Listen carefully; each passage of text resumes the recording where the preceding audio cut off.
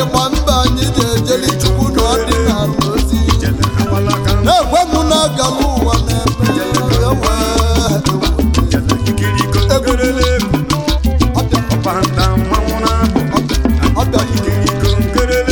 akata kanya na-agụkwa n'emelie onye ebio a na-akpọtọrọ ibe meli nwanne ya onye egwu a na-akpọtọrọ ibe meli nwanne ya igbo mụrụ onye ụjọ a na-akpọtọrọ ibe meli nwanne ya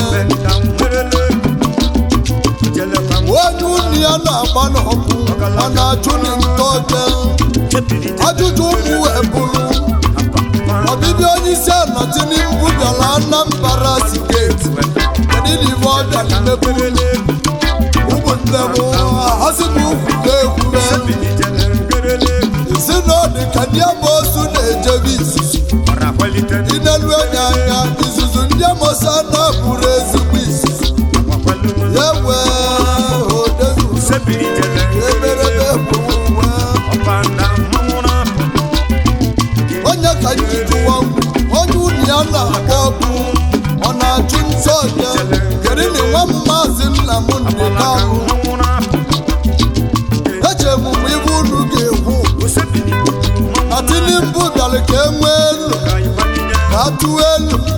mali ka a ga-esi mee wee raka na nwa m maazị Nnamdị Kanụ ọnụ na-ekwuru unu bụ ndị agwago m unu mbụ ewere uke maazị Nnamdị Kanụ ndị Fulani ewere Igbo meri pepe sup unu na-esi m ngọ kedu ibe na-eme tata ọsana ibe unu na-ahụ n'anya unu azara ajụjụ wee kwue obi kọmishọn epọtụ Anambra International Airport bụ nsogbu unu nwere chụkwa n'onwu na ajụjụ maọbụ Niger Bridge bụ nsogbu unu nwere ndị Igbo chetani n'oge Izrel oge nke ndị Izrel ebe onye kwu ka ibi ya na-akwụ Chukwu ugwu Moses n'azụ Igbo mmadụ Izrel Moses n'azụ Igbo buru ibu ụba alụ emeso okwe dị ka ọ na-eme katama otuto gwa dịrọ n'ụka mma ije Tinubu bịara na Anambra bụ ajọ ije iwe njerelere na mgbelejele ogidi ijele ajọ ije ọbala ọkala dị n'ime ihe awụwo dị n'ime ihe ndị isi ya ka akwa Igbo na-aba mba ya bụ anụ ugili ndị aka ndị isi ya Igbo jide na awa na-aba na-aba mba anụ emesi okwe n'ihu onye bụ ibi na ngada ọ na-agba na-aba anụ ajụjụ ka nna ajụ anị ka unu ga-eme ekwube n'ụtụtụ anụ ekwube n'anyasị anụ ekwube n'ehihie anụ ebi anyị ga na-esizili n'Igbo belini n'Igbo ajụjụ ka nna ajụ unu a na-ekwu na isi abụla enwe adịrọ mma unu jegbawa ikwu enyi isi n'etiti baba wee jụọ baba na-akpụ isi atụ okwu ka nna amalụ unu ọ na-abụkwu ụzọ Igbo mụrụ alụ emezi okwu dị ka ọ na-eme a na-ebido elekshọn abụrụ m ndị Igbo o nwere oge unu ga-eketa na Abuja onye ọbụla bụ anụ ụlọ anyị kwuwe okwu freedom Igbo jụrụ ajụ gịnị na-eme taa Chigbo bụ Chigbo niile enwere na Naịjirịa o nwere onye Igbo abụrụ n'ọcha ajụjụ ka nna ajụ Sheikh Kenene senior senate Naịjirịa ọ bụ onye Igbo bụ amị staf ọ bụ onye Igbo prezidenti Naịjirịa ọ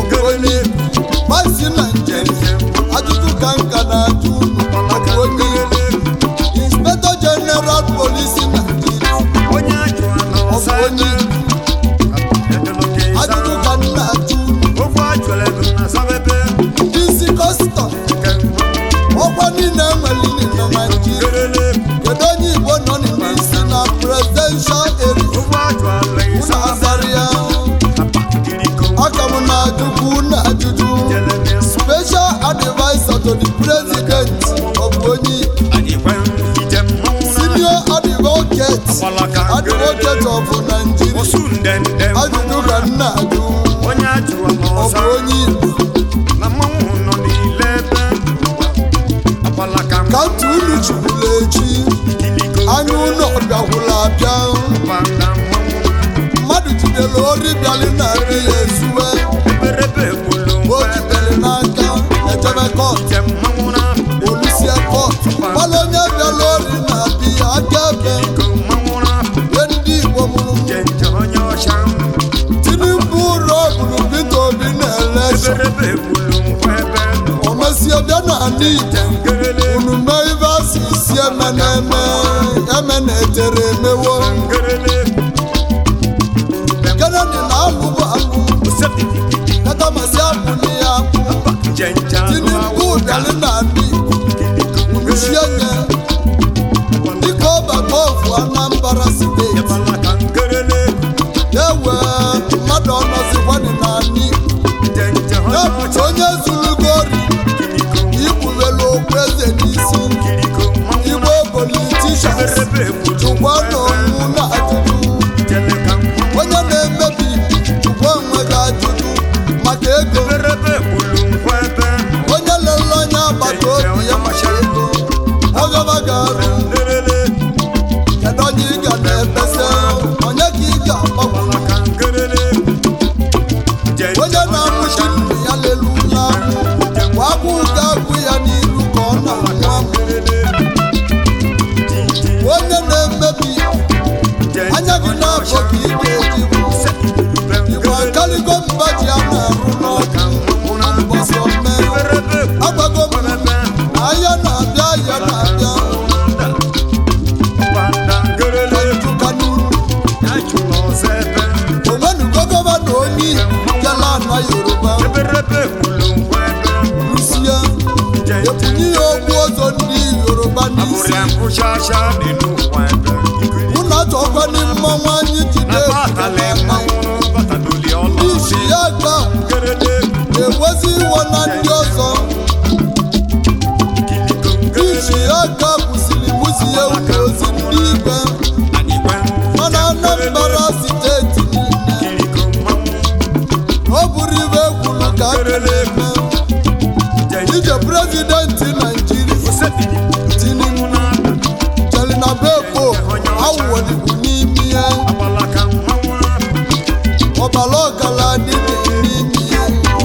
ndị isi ga-ewe iwe na ọ bụrụ ibe abalị ka eme unu si na anyị igbu okwu si gụwa rọba rọba anya bụrụ okwu we have reconciled and we have reconciliation ndị Igbo mụrụ mụ ndị nwe ụlọ kpọrọ ndị udo ga-adị ka ọ bụ udo ga-achị ndị aka odo na-ekpuchisi irube mmadụ a na-akwụrụ irube anya ụgbọ na-achịju ka ịmalị ma ọ bụ mmụọ ma ọ bụ mmadụ eji meli sekuriti ọ dabụ na ndị a chụrụ ọsọ ndị magazi chụrụ ọsọ ndị ori na ndị ama ndị gbara ọsọ n'ime obodo ka eji wee gwa mụzi ya sekuriti onye ori a na-achụrụ ori onye ori a na-achụrụ obodo gbanị nwa m isi ezelenzi Soludo onye luwa anya ka amali ma ọ bụ Fulani ọkwazikwa sekuriti ewe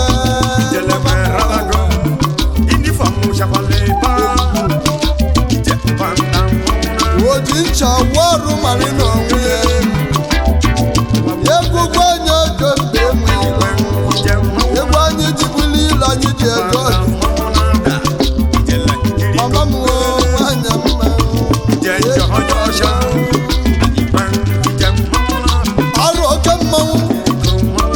ebu na-eyi igbe egwu alụzi ọdụ n'olu ụwa bịa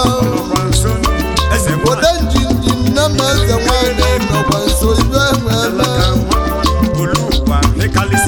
agba na-abụ ezi ụlọ ma mbala nwụrụ ome nte naija nọziri ome uzizi ude n'ọkala ịgbarịa mụji na-ebi eberebe kwụsị oni ka ọ na-eruo oge alụsị arochukwu igbo jide ebube mmanwụ ọgbọ gịlịgịlị ata nwoke mmiri osu girigiri nsugbe ejide osi na mmiri ana ọsụgide mmanwụ na-agbala ọra alụsị nwere eke ewe arọ na-ego na-eri eke na na nteja aka abalị olo aja nọ nteja abụọ ihe bụ n'aka n'ele ọmụmanwụ na-ebe ejiri m egwu nwe ejebe ogene ka ọka azụ na-eje ọka azụ ejebe alụsisi na mmiri ya na ihe elu alụsị ụmụ ọgbọgọ egwu aka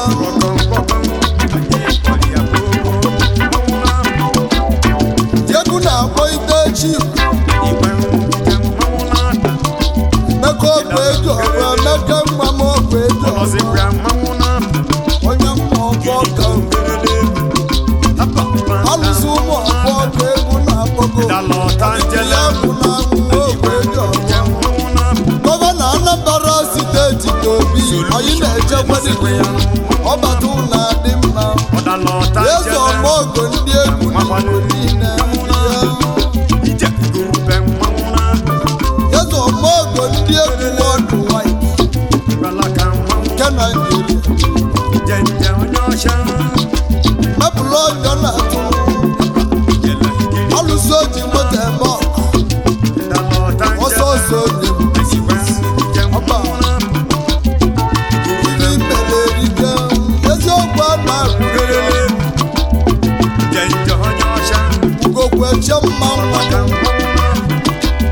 bit motos Nigeria Limited bụrụ ọka aka ya wee ijisie n'ọka unizik nebe anya n'aka nri gị ị ga-abụrịrị ebe akpọsara moto ebe deliviti moto Nigeria Limited moto bụ na ị chọrọ anyị nwere enwe irisie Unizik Junction irisie Unizik Junction ị ga-agara wambo ibuviti moto Nigeria Limited ọnọga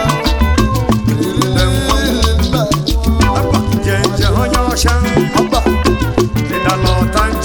eso m n'egwu eronye m oji ajebe ekemeru aje kene ndị eji mali ntega bọ na kemeru mepụrụ onye na-atụrụ alụsị omega agụ onye iru chi mana mmụ ebi nteje ka anyị na-akpọ ọ bụ chief okeke nwa owe na-etu igwe gaji 1 na 2 igwe gaji bịa nwanne gị na-akpọgo haba onye ka a na-etu manjeriko 1 na 2 egwu na-akpọ gị onye egwu na-akpọ eziokwu a na-agbara ọsọ manjeriko bịa gbalị bọọdụ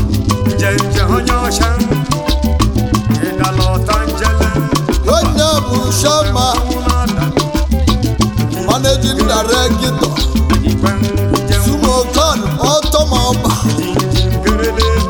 ka enwere na kemeru a na-agba ọgwụ n'igwe oche ike ekweni onye bụ shama general NDU ndị ntega bọgụ na Cameroon branch okeke nwa ya Sumokan Nigeria Limited Sumokan West Africa Limited oge ka anyị na-ekwuluo onye egwu na-ekwulu nwere ibe ọ na-eme ya na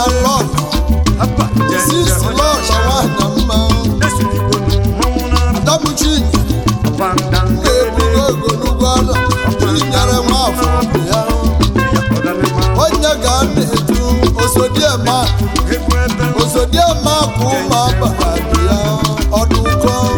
ojikwa egwu na-akpọ ọnwa ngwa ọdụkọ na mma anụnwa nwanne ji obisi nwanne osu udo na mma anụnwa sumokan manjeriko isi m kwadobe kwadosiri ike na mbọsị ị ga-akpọpe plaza gị ma mmụọ ebi ntiji obi kpọrọ Okeke plaza n'ịga kwali mụ na ndị egwu m yunifọdụ n'ogwu na anyị ga-anọ mbọsị ahụ tiji ya egwusi ewe Sloganụ Nigeria Limited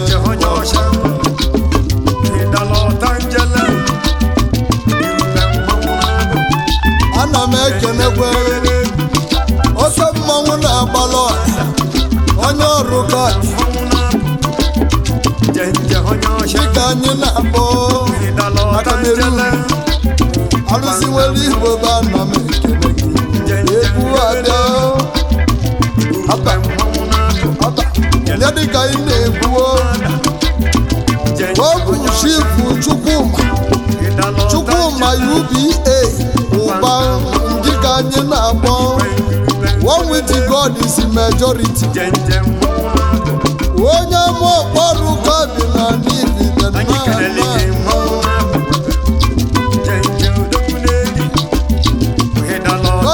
egwu na-akpọ dealers moto basi enwere na Cameroon oyim injinia Chukwu nwanyị ọrụ ga ọ na-emebe taya ọ na-emebe ekwu moto ọ na-emekwu impọtụ esipọtụ wesi m kenekwuwe dozi agụ nwanyị mma aba dozi agụ nwanyị mma lọl Mrs. Chinelo ụba UBA osodi achụta na erisi wee bata be UBA erisi bata bụ ụba ji wee gakwuo nwanyị mma kelele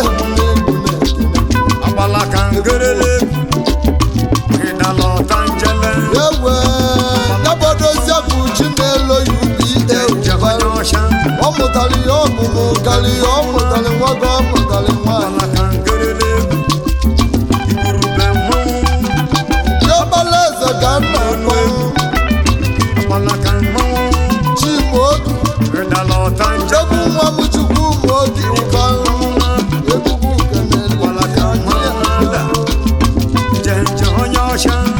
adịghị abụ nwanyị mma ezigbo ada Chiamaka so na ndị bụ ụba UBA egwu na-eke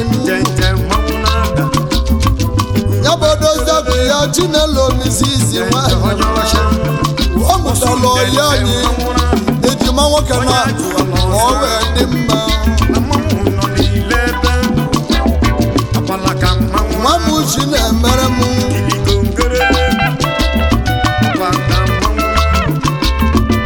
odogwu nwa m uchi agọzi ya ụmụ ejima bịara ụwa ama agụ ọgụ ọnụ ibe akọrọ bụ ọhịa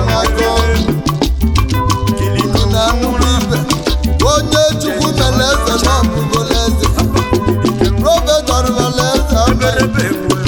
agwara m ndị Igbo na Cameroon na ndị nwe obodo ịchọba moto na-ele chọba oyi m Chukwu ịchọba ezigbo batịrị ị ga-etinye na moto chọba miracle batịrị webụ oyi anyị Chukwu ya bụ CEO managing director miracle batịrị ezuru mba niile ịchọba taya ọbụ chọba oyi m Chukwu mụba UBA ya wee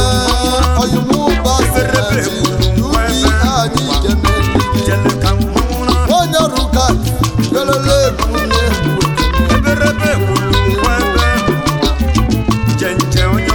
na-egwu na-agọ mmadụ ga-ebido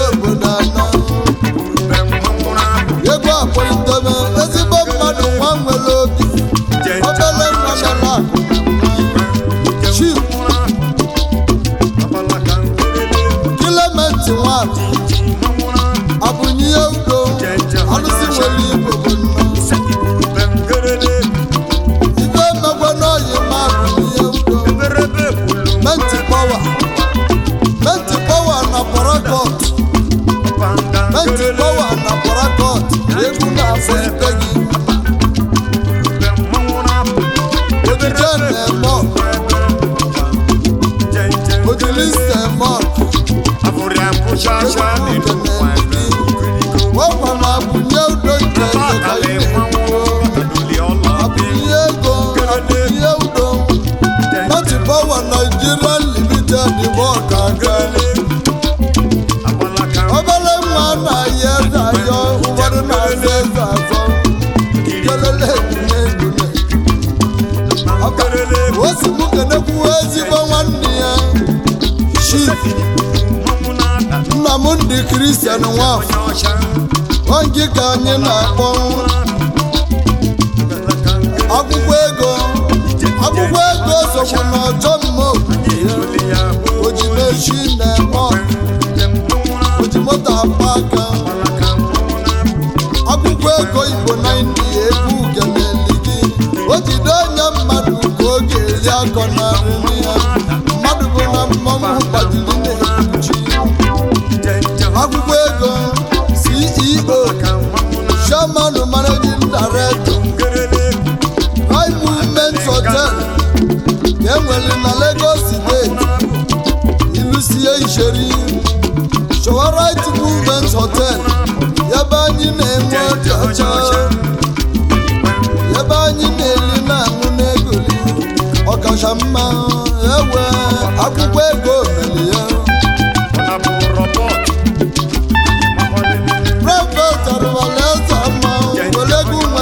Pakistan Neki iji weje Pakistan Aba ọ bụ maka oke nwa Chief ọzọ mma ele ya si Chidozie Action Man n'ụmụ Abaka ogwu dị n'ụmụ mba ndị agụ na-esi agụ local gọọmenti n'Enugu steeti onye ka a na-eti o mesiri obu mbọsị nwanụ n'ụmụ mba na ndị agụ ụmụ mba egwu na Agbago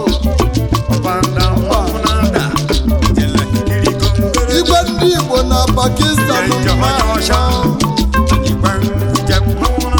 eze ndị Igbo na Pakistan egwugwu oze menezu na-ekene gị onye mere ike eze ndị Igbo jisie ike eze anụ anwụrụ anwụ kokokeleelu eze Igbo na Pakistan kelele egwu o si mụ keneli ya ezigbo nwanne ya unu mana ọbala adịrọ ka mmiri na ọbala na-esi isi nwanne na-eji aka mgbe ozu sirere isi n'enu aichi bazụ ụka anịmalụ enyi nwanọ bụ ụmụ mba egwu na-akpọ gị onye ụmụ mba ndị agụ onye ka a na-etukwu ọzọ nwere ibe nwanọ bụ ụmụ mba ndị agụ alụsị oji moto eme ọgọ bịa alụsị oji moto eme ọgọ bịa meeli m ọgọ nke m onye ji moto eme ọgọ ọsọ ihe mma m onye mbosi ebe ọ bụ na iji moto eme ọgọ ma m ji ọkpa aka ana m atụkwa n'anya gị alụsị ụmụ mba ji ide ego ka egwu aba o si m kenekweli ya Chief Anthony Aniamalụ nze abata wanụ n'ụmụ mba ndị agụ ewe nze abata dịkọrọ dịka na-adị na ndụ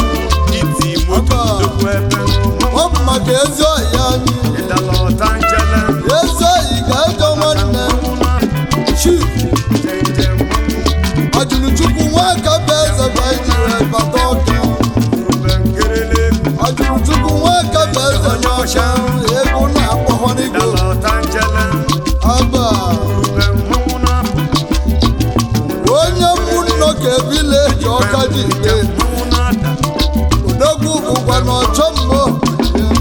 Jenje onye ọcha onye ka na-etu ike mba n'ọka ike mba ọka omenka hụrụ n'anya ike mba aba onye ka na-etu egwe dike n'ọkụ ụlọ nwa n'ụmụnne oge n'ọka onye ọbụla agba yala yala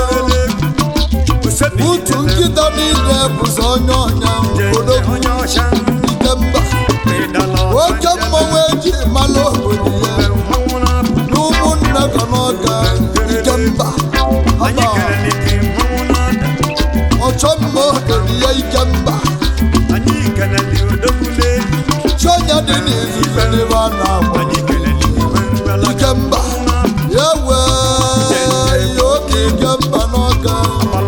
onye ụmụnne oge n'ọga omibe siri ike na n'ike n'anụ oke osime egwu onye onye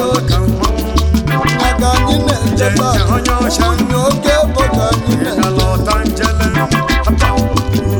onye anyị ji jee bụ ezi ọhịa anyị Chinedu Ọkanume na mmụ egwu abịa Chinemeze wanụ na mmụ onye nyadịa onye ka a na-etu mkpọrọgwụ ego na oyi na ọma mbala niile asị hol mkpọrọgwụ ego egwu na-agbọghị ọba CEO Ọkanume Empire egwu abịa Ọkanume Travel and Towers bịa egwu abịa Ochifo na-ebe ọgụ egwu na-agbago Mamụlazụ Donguloba bịa na welio ụmụọgwụ mọba fon nke enwere n'ụwa niile dịka egwu na-akpọ ibe ameniche na-egwuo mkpọrọgwụ ego ezi nwa Ọkanume samụọ ya na-ezigbo lọlọ n'anya mmiri isizi lọlọ bịa agafere Chukwu Ọkanume nwanyị mma onye ka a na-etu mmanụ n'ụlọ nwanyị ọma egwu na-akpọ gị erisi wee bataba Ọkanume ka akụ ya ji wee banyekwuo ụba n'ihu ọba Osodiema CEO Gentle Brazil Limited Liability Company Nigeria Limited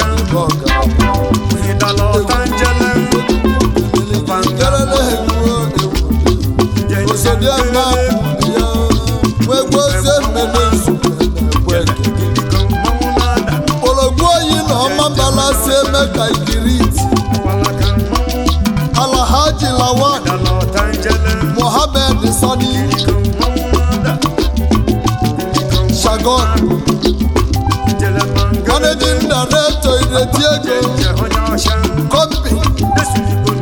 nke enwere na Benin Republic a friend indeed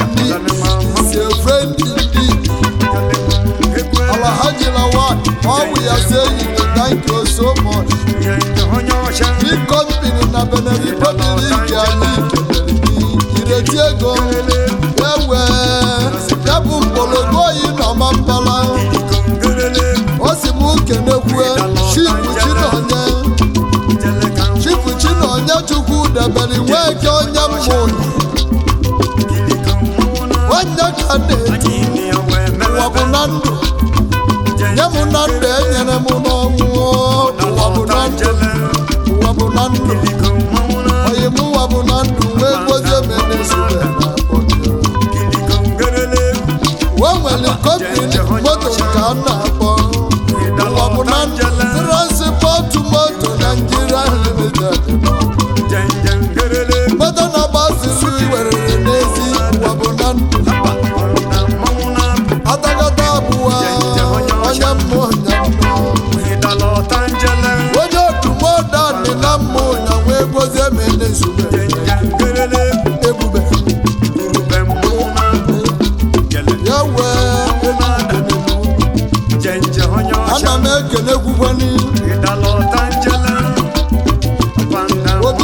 onye shama ADUA Progressive Union Onowu Igbo wanu Nigeria na New Delhi Omeyi na ọrụ mmadụ egwu na abọghị alụsị ise egbe 90 na-eli agụ egwu isikwa iko Onowu Igbo 90 ije mmekwa n'Igbo 90 kene ogene mama ogene Igbo 90 obele nwa n'ike nna nwa mọsita ada onye ntị ide n'igwe ede n'oyi iche ewe ogene ntị eje ka nna enwe ekene chifu management ndị ego 90 ibe mene gị ibe mene ndị na-ejele ozi n'ụwa anyị onye luwa na ọbụlụ nwanne ya nne m ewe egwu nwe jebe nye ka nji batazi alọta ka a bụrụ n'anya ọ bụ aichi anaghị ọnụ ngwọ o mesiri obu mbọsị wanụ na napụ ọzọ mesiri obu mbọsị wanụ na napụ niile egwu na-akpọ gị ibi bele erike eziokwu a na-akpọ o mesiri obu mbọsị bịa welu ugo gị hapa o mesiri obu mbọsị bịa welu ugo gị mmanwụ ndị alọjide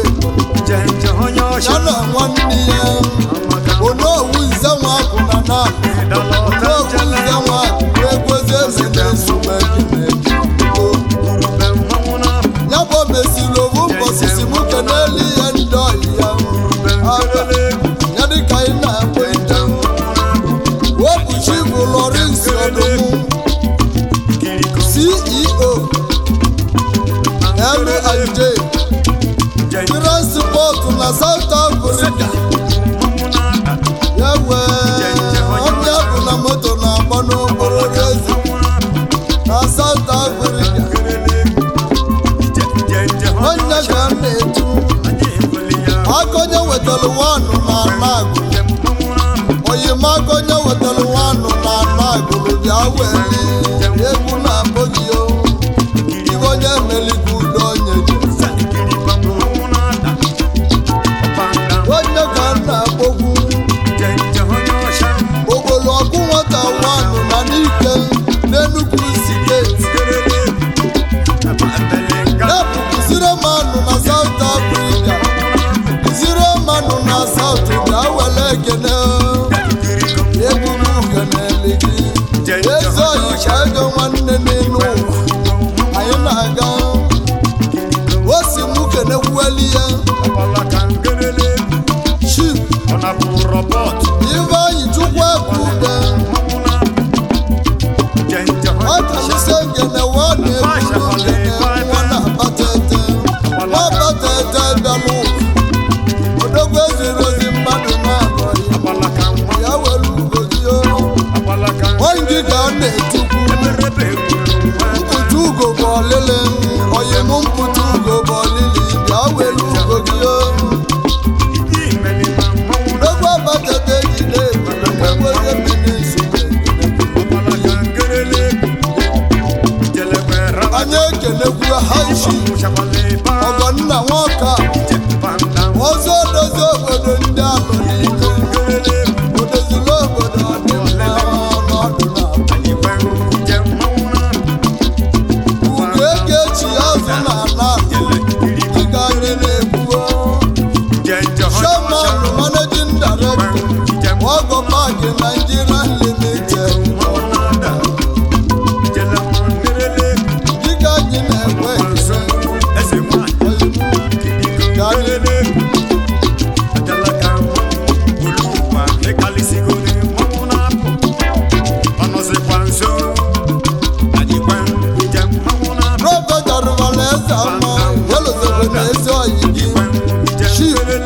alụsị omenala na anụ uke niile onye dị igbodo ọgụ Chukwu mụnyeli ndị uke niile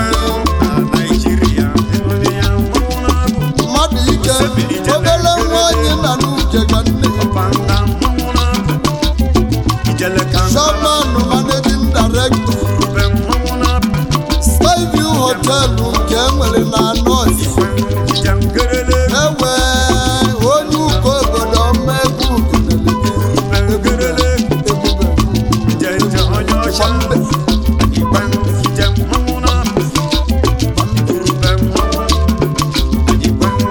prọfetọ rịbala eze amaghị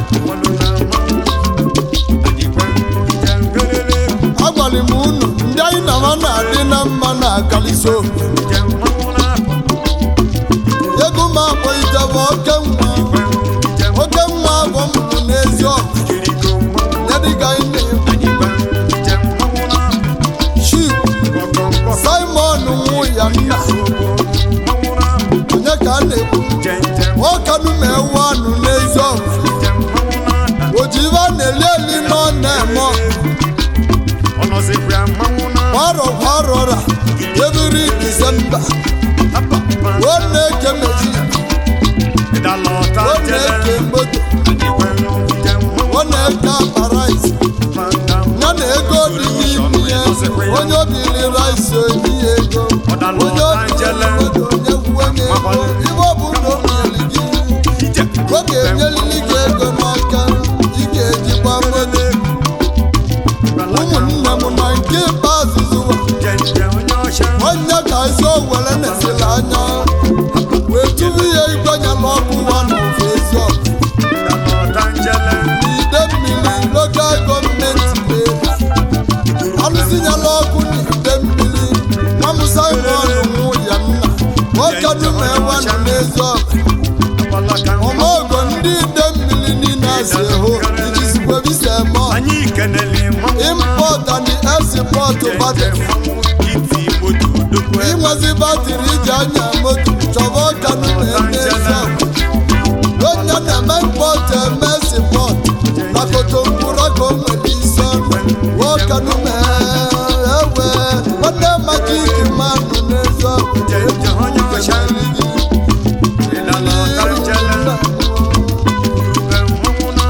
ọba nyaba ọkanume anyị na o si m uke na-ekwu eli ya ezigbo nwanne ya Chief Chukwuda Nene omeibe siri ike n'ezi ọgụ onye ka a na-etu swate wanụ n'ezi ọgụ odogwu nwa m na egwu na-ekene gị ekene onye ama ama onye ka ọdụ na-akpọ ilisi ihe Nnewi moto pasi Nnewi ubeso imu ịchọba ezigbo moto pasi ga-etinye na moto ubeso imu ọba nne obi meji mali n'obodo ọba nne dị lọsọfụ ka ọba nne dị lọsọfụ moto pasi ka ọ bụ na ịchọrọ nwere ihe swọte gbakwa mbọ mbọzi anyị ga-erute nke gị mụ na injinia wori ka ịsụkwate ka isi asụte ịsụzi nya ịma na ibe emelibe ndị mmụọ swọte isokwana na ibe na-emele eze owele ibe iso na ndị na-egwu lililila osimuke na-ekwu ihe Chief ezigbo mmadụ Francis Obi ọzọ nwoke mmọnwụ ọgwụ na-eto ihe abịaghị ọsa silinda ka ọ na-azụ n'ime Ọnịsha do onye ka na-etu machi na-emeliwe ọnụ n'ezi ọgụ onye mụdalụ gwa ibe onye mere eziokwu ọnya na-ego o ji gasị eme ọkụ machi na-emeli ezi ọgụ iwe eme n'ụlọ iwe eme n'anyị ka anyị dịrị ụga nnukwu ebe Chukwu onye bụ ahịhịa anyị na-ayọba ya bụ ọkanume onye asịrị m kene ndị ezigbo mmadụ n'ezi ọgụ nwachi na-emeliwa ajụjụ nna ajụ ị na-emekwa ọgọ ka ọkanume n'ezi ọgụ ibe ji mụbe chasị mụ na silinda m akarịwo mma agbata obi na-abụ na be gị ka aba ka ga-eme gasị mụ na silinda m akariwo onye kpọrọ ogbe eburu na-eme ka ogbe ebu ewe nwachi na-emeli nwaanyị n'eze ọnwụ kene egbozie mene nsugbe na ebube ejebe mụ maleji onye ka njibọta maleji ọ bụ nwaji ezi ọya anyị ihe nne na awa n'ọbịa maleji chebuliche na-atụ anụ oyi ọtọchiwa n'ofe oru mba aichi nwam uchekwube eze ọbọ onye ọkọ dịka anyị na-agwalụ wee n'anya na agbago gị na-agwa n'ọbịa na anụ dị iche iche nọ n'ọbịa ka itinyekwu uche na amara nke ga-ebi ihe nne m nwam uchekwube eze ọbọ bịa were ogige gị onye ọ na-eme omume na-ebe obodo iso na ndị a na-egwu na Malaysia eziokwu onye Chukwu nyeli ndụ nọ n'enyi aka m na-ajụkwa Anambra steeti ọna Igbo be anyị dị na ihe Tinubu bịara eme na Anambra steeti onye mosu adịrọ mma maka onye amosu batara biye ya bụrụ maka odo were ibe dị iche iche bụrụ egbe bụrụ mma osuobu na amosu na-agbakwani onye achụrụla ya gbara elele